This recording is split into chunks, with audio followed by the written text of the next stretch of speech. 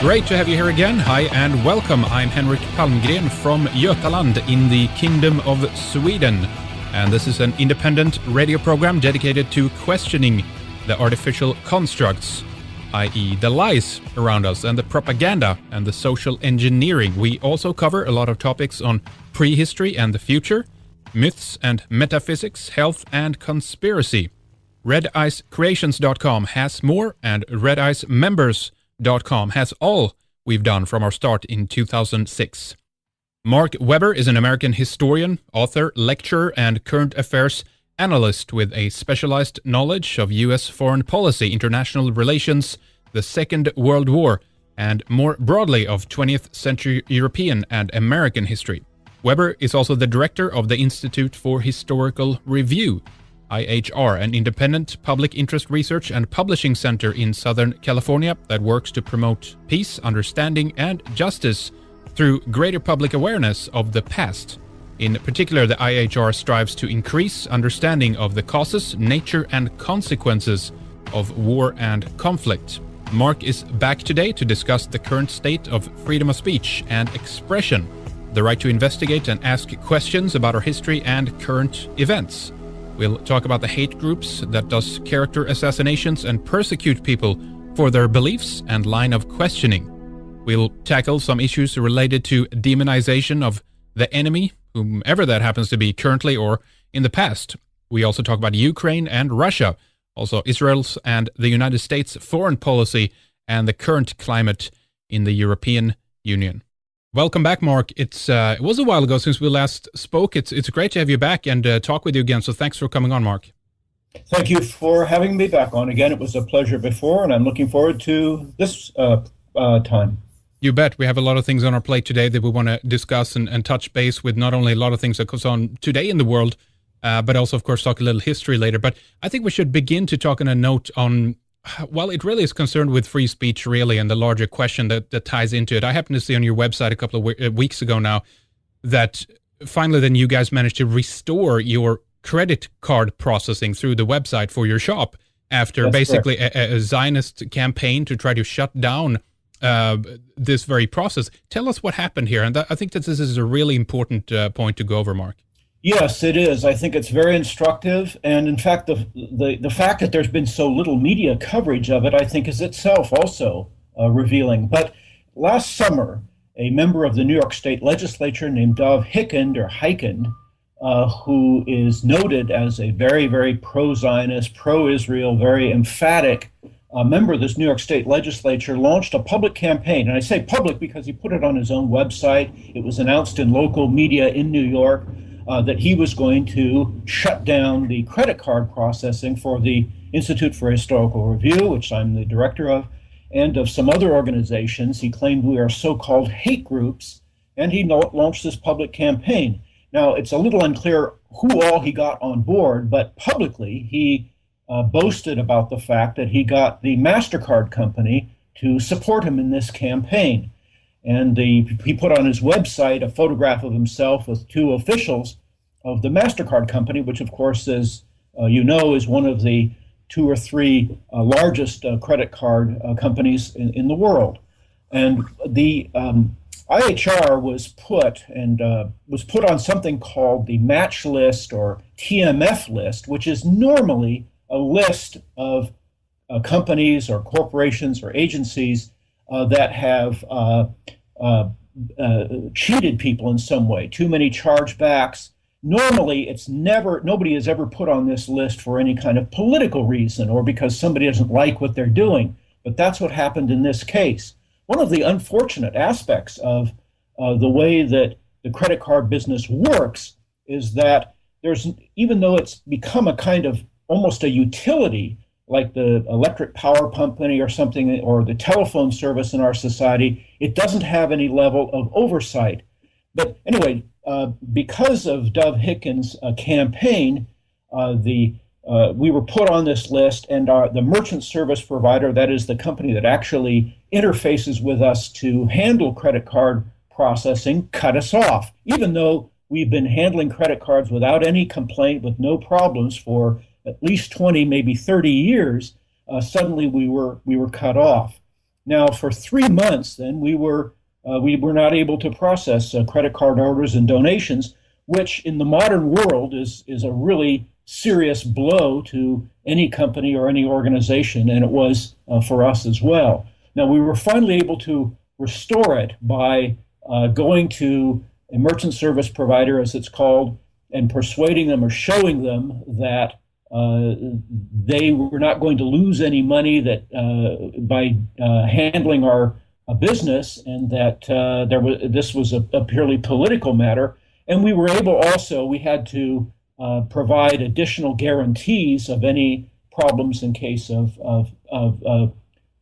default or so forth. But the remarkable thing in all of this is that the man who carried out this campaign, Dov Hikind, is himself has a record as a activist of something called the Jewish Defense League, an organization that the FBI and other U.S. government agencies publicly identified as a terrorist group, as a violent organization, a group which had carried out killings of people, bombings, disruption, and violence in the past. And Dov Hikind has boasted and spoken very proudly of his record in this regard, and yet the IHR, which is recognized by the IRS, by the U.S. government, as a public interest educational enterprise that does not advocate violence, we don't advocate discrimination of any kind.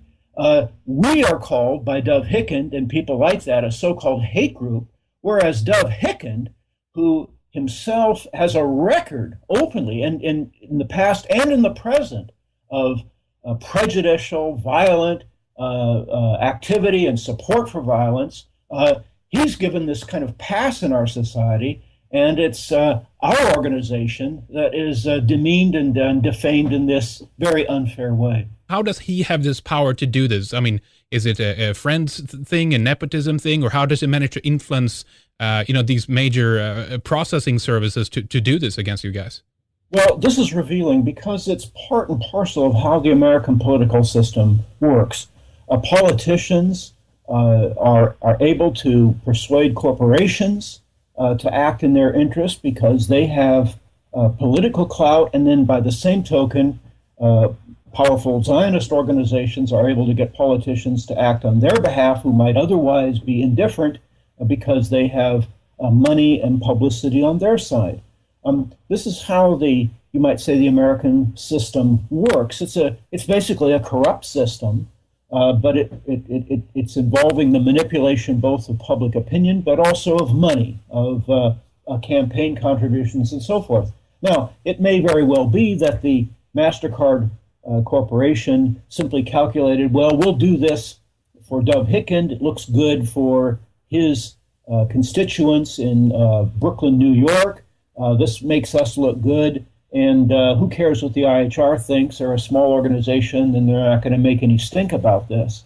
But there are so many examples of this kind of manipulation of the system in the United States to further, in a one-sided way, the interests of and the agenda of groups like Dov Hikind or the Jewish Defense League or the Anti-Defamation League and so forth, which is reflected in a larger way in the very one-sided U.S. support for Israel that's more emphatic and more stronger than that of any other country in the world. And this is a reflection, again, not of a government or carrying out what's good for America and the world and for humanity, but rather a reflection of who has power domestically, both in the media, public relations, and in money here in the United States of America. Yeah, well, I mean, let's talk about this for a little bit. These so-called, anti, hate, law groups, hate speech groups who basically, persecute people for their beliefs, for their ideology, for their, they basically lobby against freedom of expression and freedom of speech. I mean, there's a number of these. You mentioned the JDL, but there's of course, the ADL, Anti-Defamation League, the SPLC, the Southern Poverty Law Center. I mean, and they will call anybody who questions anything that goes against the politically correct set, Marcuse's policy from the Frankfurt School of repressive tolerance. Anyone who goes against that, they'll deem a racist or a bigot or whatever they need to do. And they have, they build up these websites, of course. They're that get listed high on all the search engines, on people who are basically have questioned things in the manner that you guys have. There's got to be a way of kind of combating that a little bit and starting profile on these guys who are equally repressive and persecute people in the way they do for their beliefs, right? Right, there should be, and to some extent, the internet has been very important in offsetting some of the almost monopolistic control that existed up until the advent of the internet. So much more information is available, and people can find this out. But it doesn't translate right now into real policy. It hasn't really changed anything in a dramatic way, but it underscores the kind of tension, the chasm between what many people really know to be the truth on the one hand, and what the sort of public policy and the public persona is on the other hand. There's many examples of it, but the most obvious one, I think, is the crass contrast between America's claims to be upholding democracy and freedom and so forth on the one hand, and the U.S. support for Israel, whose policies are in pretty obvious and blatant and ever more obvious contradiction of international law and the very standards the United States claims to uphold. But the Dov-Hikind problem over credit card processing, so forth, is just typical. I mean, if the same standards were applied to Dov-Hikind or the Anti-Defamation League that they claim to make against us, there would be a drumbeat of constant criticism of people like Dov-Hikind and the Anti-Defamation League and the ADL and the SPLC and AIPAC and so forth, but there isn't in our media and in our society. And the real failure, I think, the biggest failure, is by those people who know better, but just simply either go along with those in power, do not speak out, and do what the easy thing is. And that's really a part of a much, much deeper kind of malaise and problem, I think, in America and in Western society generally. Yeah, indeed. And Dov-Hikind, he was in hot water himself recently. I think he was in this little scandal there at one of his Jewish holiday parties at Purim, I think it was, when he painted himself, was it black in the face and going as an American, African-American base was it basketball player, or what was going on? Well, he was a little unclear, but he was in blackface, and of course, African Americans find that very offensive. I mean, again, this is part of the how hyped up the whole discourse in America has become. But that level of sensitivity, which is applied when blacks are portrayed in this way, or so Jews, this same standard is not across the board, and of course we're not given the same pass that many others. But yes, no, he was in trouble for this demeaning portrayal of blacks, and this is. But he had the really big thing is, unlike the IHR, which is an educational enterprise, Dov-Hikind or groups like the ADL don't merely express an opinion. They urge support for policy by the United States and by Israel that results in oppression and killing and war. Yep. That's a big, big difference. We don't have that kind of power. We don't advocate policy except a general policy of a more enlightened or peaceful policy in world affairs. But groups like the ADL or Dov-Hikind have the actual power and use their power to support policies which have really terrible consequences. And yet they're not held to any kind of standard of accountability, which is especially important in their case because, as I say, they wield real power, not just expressing opinions. Yep, I agree. So, I mean, something's awfully skewed and wrong in this picture, and it's increasingly in this kind of matter in the Western world now. They terrorize people. They hang them out in the media for their historical inquisitiveness, for their beliefs, for having, basically the right to ask the questions about our history. What are they so afraid of, do you think, Mark? Right. Well, I think what's clear is they want no questioning of a kind of moralistic Manichaean narrative of the good guys and the bad guys. And Israel is especially portrayed in this way. This grip on the media was, amazingly enough, explicitly laid out recently by the Vice President of the United States, Joe Biden, in a talk he gave to a Jewish group last year, he said explicitly that no single group has had anything like the power, the grip on our cultural life, on our public discourse as the Jewish community has had in America. He says it's greater power than any other single group in America. And that has enormous consequences for not only the United States, of course, but as such an important country in the world, for the entire world, for humanity. And with power should go responsibility and accountability. But in this case, there is no level of accountability or responsibility on this very small minority group, which wields hugely disproportionate power. So skewed, so distorted is the whole situation in America that even to acknowledge that power is considered a sin, considered very bad, except when it's done by Joe Biden when he's praising people for that power.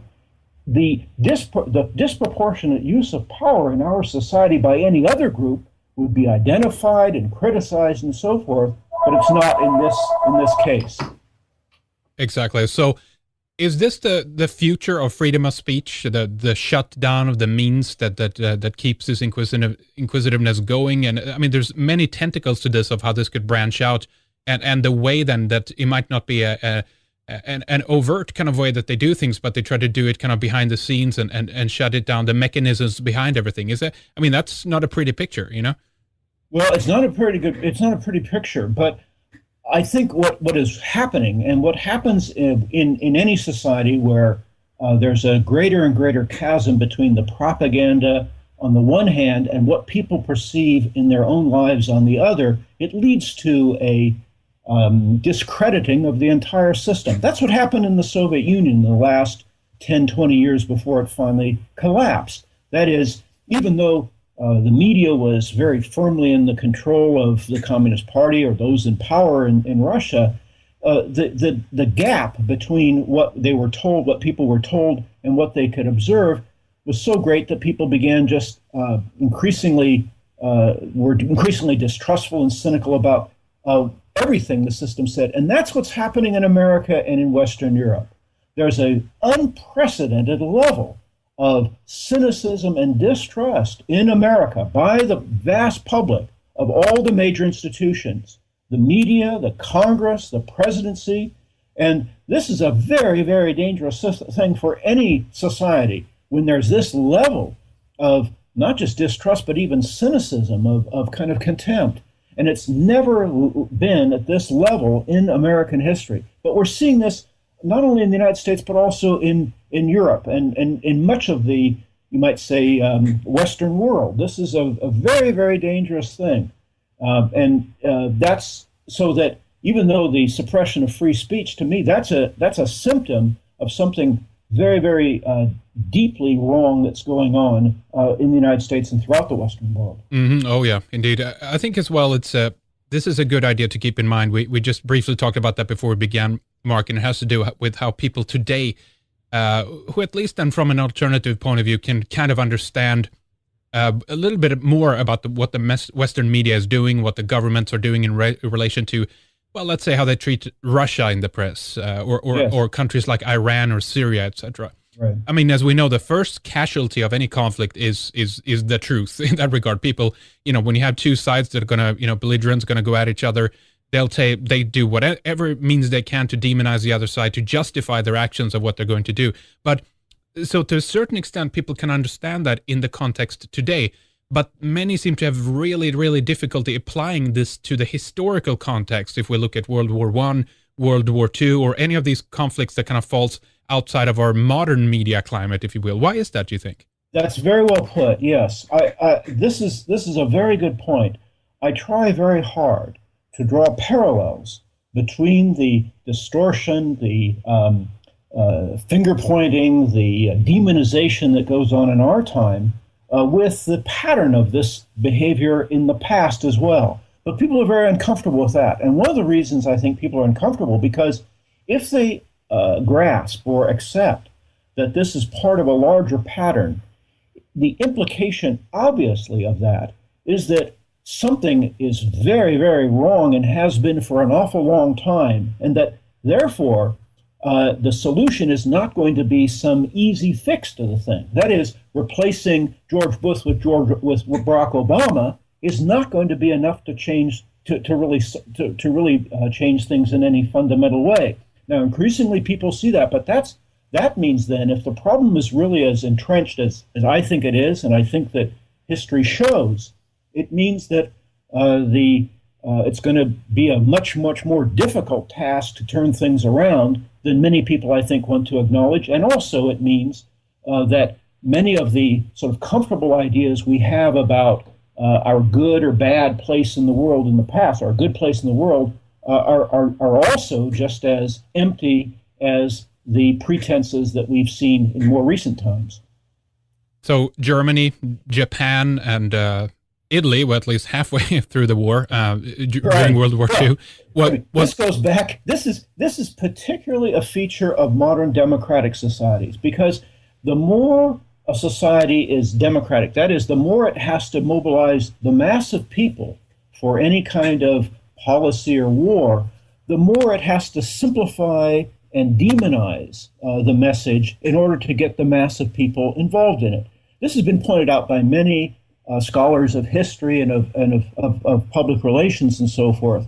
In the past, in the 18th or 17th century, wars were really fought essentially by governments without mass participation. It was only in the modern era, after the French Revolution, that masses of people were drafted into wars, for example. Right. Yeah. That there were, and especially with the 20th century, the advent of total war means mobilizing people in industry and civilian life for the big war effort. But that means then they've got to be persuaded to join this. And the only way to convince a mass of people in a modern democratic society is by presenting a message in a very simple way.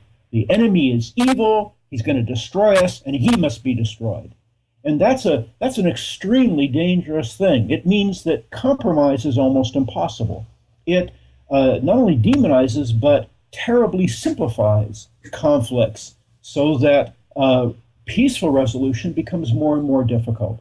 But that's one of the features. This goes back for quite a ways. The Spanish-American War, which was a landmark event in American history because it was its transition, you might say, from a republic to a kind of imperial state, saw the same demonization of Spain, of all countries. Yeah.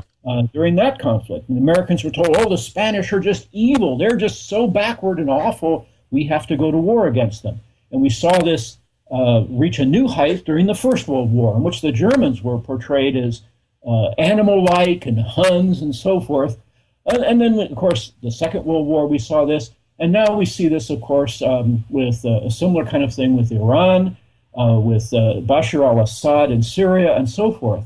Whereas the reality is that wars are conflicts between interests and nations, and they have to be dealt with as prudently, as wisely as possible, and not in a Manichaean good versus bad struggle in which the only choice then is to, as it were, destroy the bad people. Yeah, it's a simplification. I think it's done also for the reasons of you want to try to lessen the impact of those who are to do the killing, which is what this boils down to ultimately. And it's a really good point that the reason why they need public support is to justify the actions of the state, whatever they're supposed to do. So what do you think we should get sources from in terms of World War I, World War II, and to get a more balanced view on this whole scenario? Well, of course, I think that a lot of very useful information and perspective is available on our website, ihr.org. But part of the problem is not just merely that information is accessible or people can find it. It really requires a certain temperament. The percentage of people in any society who have the heart or the soul or the interest in these kinds of questions and you might say the intelligence or the wherewithal to really look at it in any detail is always a limited one. And so what we're trying to do, and I think what you're trying to do, inevitably can only reach only a small minority of people who even care seriously about these issues. Now, I don't think that's necessarily a bad thing. I don't think a healthy society is one in which a large percentage of people are constantly psyched up about world affairs or so forth. A healthy society requires people just carrying out their lives in a decent, constructive, good way for themselves, their families, and so forth. But information is available, and I like to think that we're doing an important role in helping to educate people like that. But our main goal is to not reach the mass of people. We can't do that anyway. We don't have the facilities and so forth. It's really to reach, above all, the small minority of people who I hope and trust and pray will become leaders in the future if and when and hopefully will have a more enlightened and a better leadership, both in political life, but in cultural life and educational life in the future. If we're going to have even a future as a society or even as a world. Well, you do a great job at IHR.org. You question, you reevaluate what we've been told, reviewing of history. But it's also just what you said there, to get the ball, rolling basically, and to get more people thinking about this. And that has that snowball effect. And I think that's really where the success might be, where more and more people. I mean, I think today, I got to say, though, when you see news articles online and whatnot, it's like, oh, God, say more propaganda, whatever. But then you scroll down and look at the comment section, and you're like, wow, not always, but in many cases, like people are, they are kind of suspicious of everything by default. They're kind of, I mean, you can think, you can say what you want about that, but to a certain degree, there's a healthy skepticism there today, and they're That's true. I like seeing that and reading that actually. Right. Yes. Well, it's a thin line between a healthy skepticism on the one hand and a kind of despairing cynicism on the other. Sure. But no, you're right. It is remarkable over and over and over again. You've seen it. Many people have seen it. How when a president of the United States or some official makes a pronouncement that's rather stupid, actually, people in the comment section show how widely people understand that what he's saying is nonsense. It's hypocritical, silly, really. That's a very basically a healthy thing. But I know that for many people, even in my own family, they respond to all this with a kind of despair. They just think, "Oh my God, it's pretty hopeless." And I don't like to see skepticism become just despair or cynicism either. No, you're right. But as long as we question that's a really good start at least, and then we go from there. But if go ahead if you want to comment on that. No, that's I agree completely. But you see this all across now, the United States and the Western world. Unfortunately, though, that we don't see the rise yet anyway of an alternative leadership to offer a really viable alternative to, I think, where we're going. Where we should be going, I should say, where we should be going. Right now, there's a great deal of anxiety about what's happening, skepticism, and so forth. But it yet hasn't given rise to political or cultural leadership or so forth that is able to put this in a comprehensive alternative to what we have right now. Well, it's a good point. Basically where this is going. It could be a great promise in it, or it could be a great danger in it as well. Because at the same time, I also see that there's a deep divide in society, an intense polarization of the political spectrum as it exists, and now that has hardened into different groups, of course, but it's just an intense battle out there, really. And it dawned on me the other day, Mark, that I think these are things that they will not go away, if you know what I mean. Yes. I think there's nothing you will be able to solve in the regards of what words you throw at the other side now. These are so hardened and strengthened and firm in place that my question is like, all right, how do we proceed now without this again turning into what we saw, for example, in Germany before the rise of the National Socialists, because there was a tremendous battle in the streets between the communists and the other side as well to this, the left wing and the right wing. And it's also out of that particular tremendous tension as well that you get a kind of a spasmic reaction in a different way, if you know what I mean. So this is something Yeah. that can lead either way. You know, it can be something good or it can be something tremendously bad, right? Yes, I agree. I think right now we're seeing in Europe and America a kind of groping towards some sort of new way of dealing with these problems, and it yet hasn't solidified. Right now, it's just a kind of almost despair and anxiety. But yes, that's very true. You know, it took though the shattering of the old order in Europe at the end of the First World War for people to try to come to some idea of what to do out of the chaos of that. So you said the Bolsheviks or communists were offering one solution, and the National Socialists or fascists, and different people had different ideas. But that was only that arose only because of the collapse of the old order with the First World War, and we're seeing something like that now. Again, Yeah. history offers a lot of lessons. They're never exact, though. They're never precise, just like with human beings. There's patterns of human behavior, but they're never exactly alike on the individual level and also on the social historical level.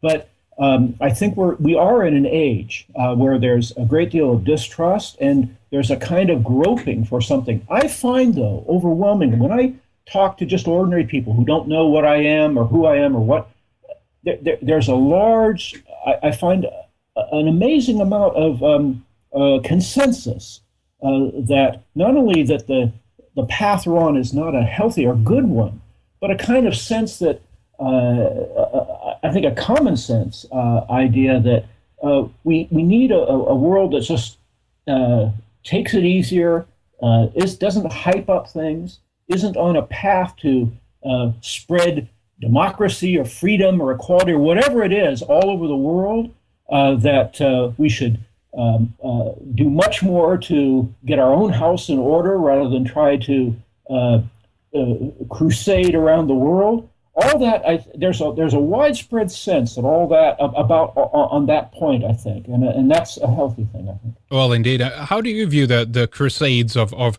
our times, then, at least in the Western world, of all the things that we're trying to not only impose on other countries, of course, but also upon ourselves, and these? It feels to me that we're being led down a path which basically is largely, of course, untested. It's we really don't know what the consequences of the choices that we're making, what that really is going to become. And we can see again an increasing tension if we look at the climate in Europe, for example, and the different fractions of the political spectrum, and then just these tremendous battles in some cases on the streets, even for you to just be there and voice your opinion for a politically elected party or whatever. And it's just like, I don't know, it's something dodgy is going on there, you know? Well, one expression of this, both the uncertainty among large numbers of people and the lack of the cluelessness of the system in dealing with it is the Dieudonné affair in France. Yeah. Dieudonné has sort of stirred things up, and the system doesn't know quite what to do with him, really. It can ban him, but he continues to get more popularity, largely because his approach is, in many ways, a kind of comical one, a kind of wink and nod one. And the system doesn't know how to deal with that. It calls him names, and it's, I think, a good expression of just how confused the system is in dealing with these kinds of challenges. The Dieudonné phenomenon, I think, is just one more expression of the large rejection of the cant, the hypocrisy, the self-serving sloganeering of the system. He doesn't offer any real alternative exactly, and that's inevitable because he's essentially a comedian and entertainer. But it's part of the phenomenon that's taking place across the Western world that shows the kind of bankruptcy, I think, of the existing order and the existing system.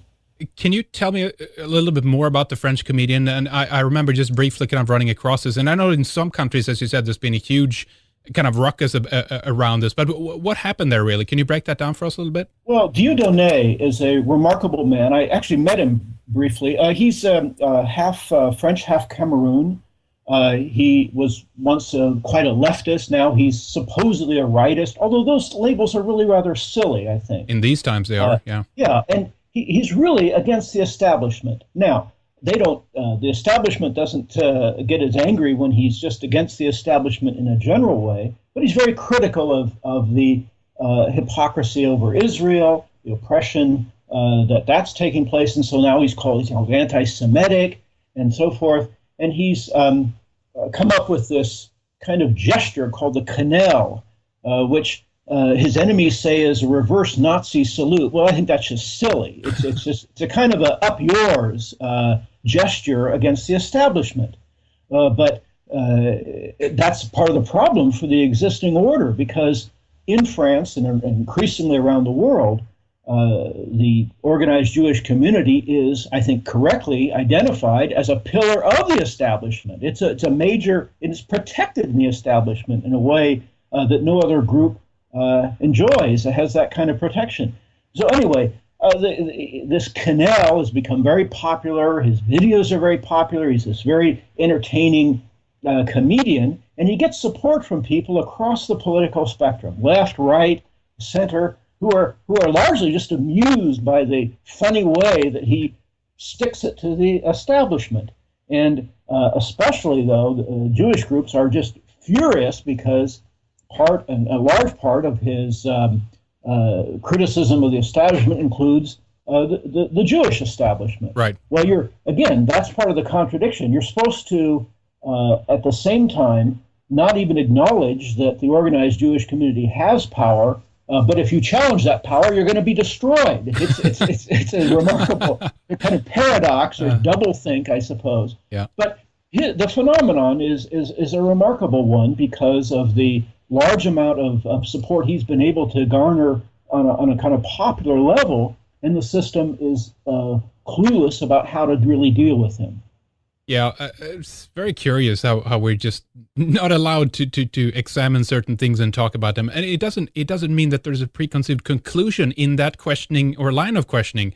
It's just the very idea of talking about it. You have to speak below your breath. There's certain things, certain sacred cows you're not allowed to talk about, Right. Very, very true. Yeah. I mean, for example, the Anti-Defamation League is arguably the most, or one of the most influential, powerful Jewish Zionist organizations in the world. And the head of the Anti-Defamation, Abraham Foxman, has come out with a book recently, which I discuss and so forth on our website, entitled Never Again. And he says one of the signs of anti-Semitism in a society is if people say yes to the question, do you think Jews have too much power?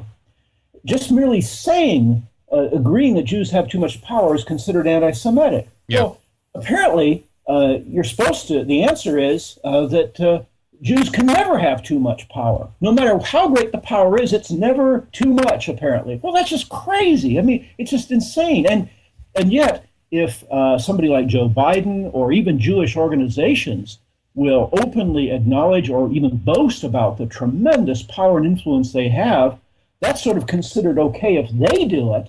But if the average citizen says, well, I think Jews have too much power, that's considered absolutely sinful and wrong. Now, you can say it about any other group. If you say, oh, I think corporations have too much power, or the Catholic Church or any other group has too much power, well, that's part of the general discourse.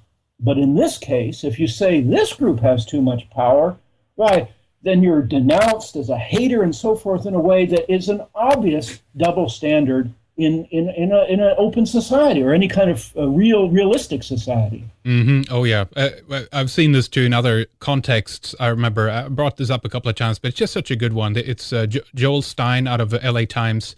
Who wrote this article of who runs Hollywood, and he voiced, obviously in a boasting manner, how proud he was that there were so many Jewish people in charge of the major studios, and it turned out into a really comedic piece, really, because he actually talked with Abe Foxman out of ADL as well, and he charged Joel Stein, who also is Jewish, with being an anti-Semite because he's reinforcing an old stereotype. But it's like, but it's true. What's the big deal? This is a real. I mean, young people especially, who are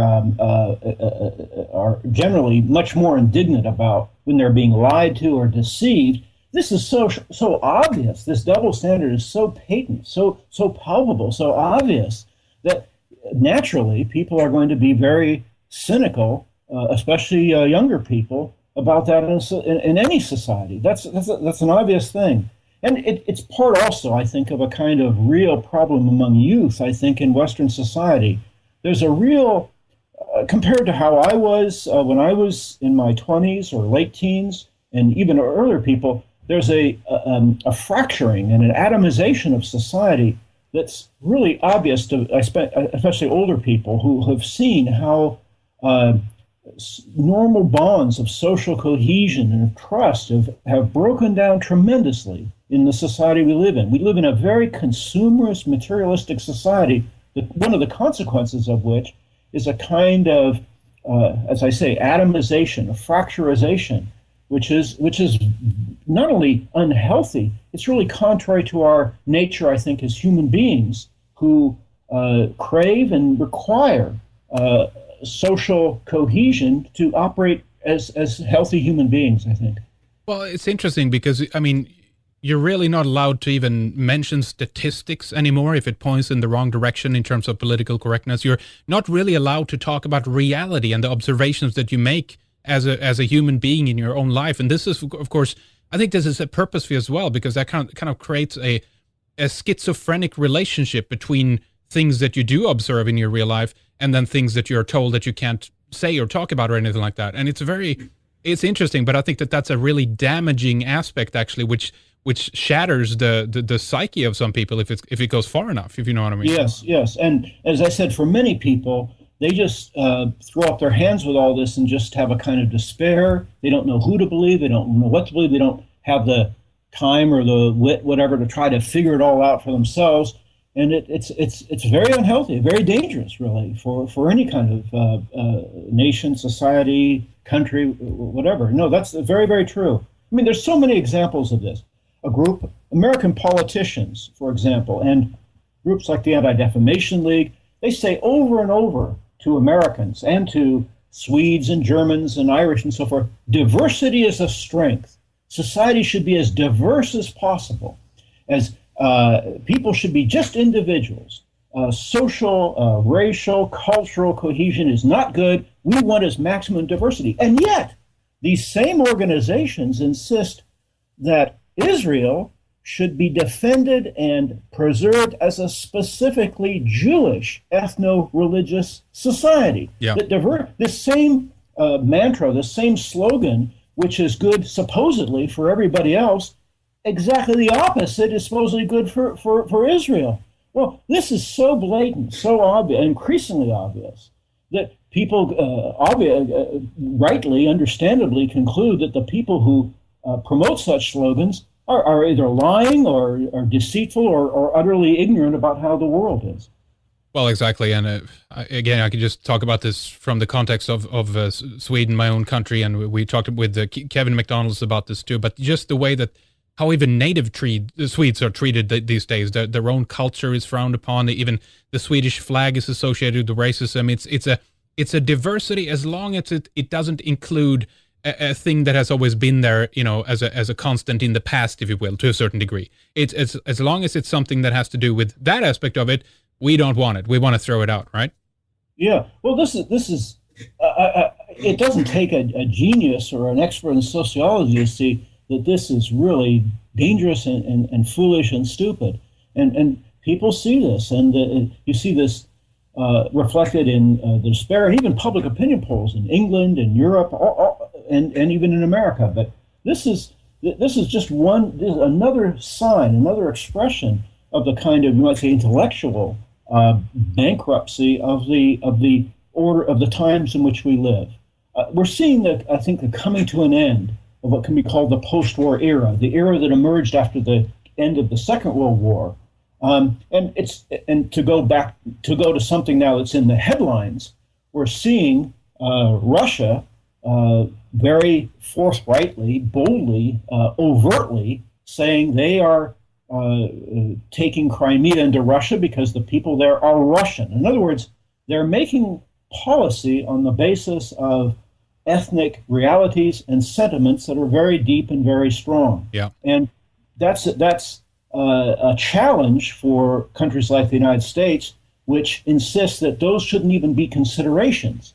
Well, they are for most people around the world, most nations around the world, and to pretend that ethnicity and culture and heritage are not important is to deny something very essential, very basic to human beings in history and in the real world.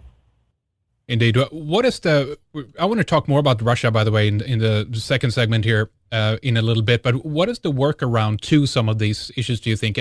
Basically, what I'm thinking about is how to free ourselves from these particular constraints of how to get out of the rut of both political correctness, of course, but also just this idea of you can't touch, this or that, or this is sensitive, and everything is, it's turning into this climate of it's eventually you can't do anything. You can't use a symbol. You can't, use a specific color. Everything's going to be associated with something that someone is offended by. We're going to paint ourselves Yes. into a corner, and we're going to sit there with white pajamas and not speak anything. I mean, where's this going? You know what I mean? Right. Well, reality has a way of asserting itself, even if people don't want to acknowledge it. But yeah, well, I don't know how specifically where you're sort of going with the question because it's a kind of an abstract one, but in Russia specifically, and around the world, a big motivator of people is their sense of belonging to a nation, an ethnicity, a religion, and so forth. And that's clashing with the ideology that prevails in the United States and Western Europe that says that none of those factors should be important, that they're meaningless, essentially. They're only superficial. Well, that's not how history works. It's not how the real world works. And we're seeing a clash between that. I mean, one of the more specific things about Russia is that the borders that emerged in the breakup of the old Soviet Union were borders and boundaries that were drawn up by the Soviet government, not by the people, and often do not reflect the ethnic, cultural realities in these areas. And a good example is Crimea. This is an area that had been Russian. It's overwhelmingly ethnically Russian. It was only part of Ukraine because Khrushchev made it that way in 1954 at the stroke of a pen. But the insistence upon trying to uphold a legalistic boundary that was made in the Soviet era is really a stupid one on the behalf of by the United States or by anybody else, because the reality is that the ethnic feelings of people in Crimea and Russia and elsewhere are very important, and they can't be ultimately suppressed or denied. Well, exactly. This is we have the much praised ideology currently in the West. Many people, anyway, that it's experimental globalism. Really, the concept we're all one. We're all we're all the same kind of idea, and it clashes obviously with some of the things that Russia and some of the other countries have been doing here. Let's return to that a little bit later too, and ask you a little bit more about Ukraine and everything else. But let's take a short break here, Mark. And before we do that, let's give out all the websites. Let's talk about if there's any book titles you'd like to recommend or anything of your latest stuff that people can catch up with and follow you more regularly. Well, I urge people, of course, to check out our website, www.ihr.org, IHR.org, Institute for Historical Review. I urge especially to take a look at the items on the homepage. The search feature will find much more on a very, very wide range of issues, but the homepage alone has a lot of more recent or topical items that I think many listeners will find really interesting and enlightening. A lot of it isn't really unique. I mean, some of the perspectives are ones you'll find on other places, but I think we try to put it in a historical context that you will not find in many other organizations or sites doing. Absolutely. Very good. IHR.org. Follow along in the news there and get a different perspective as well from that. All right. We'll take a short break here, Mark. We'll return with more shortly. In the second hour, we speak more directly about World War II history. the demonization of Germany, the firebombing of Dresden, Eisenhower's German death camps, the rape of German women after the war, and the German hate of Winston Churchill. We talk about Germany today and their role in the European Union. Later we discuss violations of privacy rights, like what the NSA and Echelon over in the UK is doing, and why the government are doing nothing about this. They are demonizing people like Snowden and Assange, while on the contradictory flip side, promoting behavioral rights like gay rights and uplifting LGBT rights champions as the greatest heroes of our time. A very interesting paradox, an oxymoron that really shows the nature of our governments. To listen to the second hour with Mark Webber, sign up at redicemembers.com if you're not already a member, that is. This, of course, helps us to grow and keep moving with more people assisting us, the more we can produce and head in the right direction that we want with regular video reports beyond the 3 radio shows that we do per week right now. Next step from here is, of course, live TV broadcasts and extensive coverage of all the madness. So if you like what we do, help us out. Support our projects, redicemembers.com. It's only the price of about 2 cups of coffee per month. Judith Mary Baker, Patrick Henningsen, Stephen McNallen, and many more are coming up.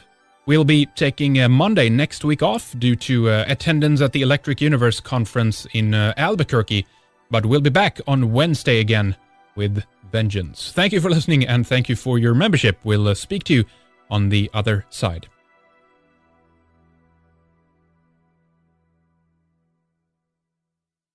That's what happened in this case.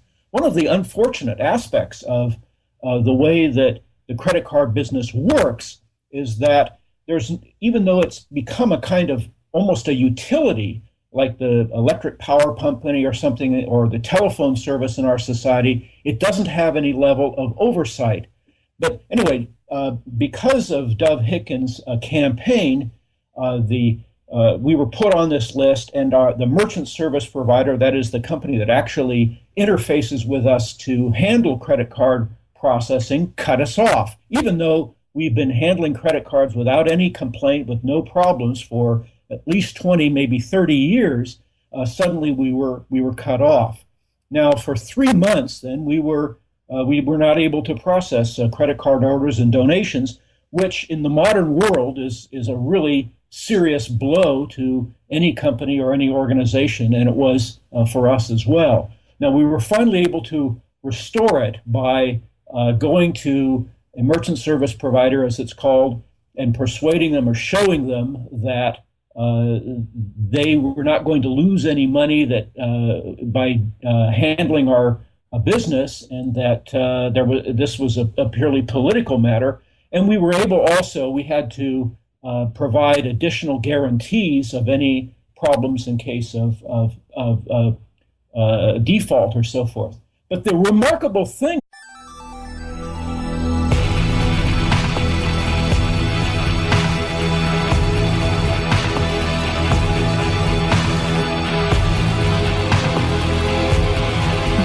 is Reliance Radio for the Seeker.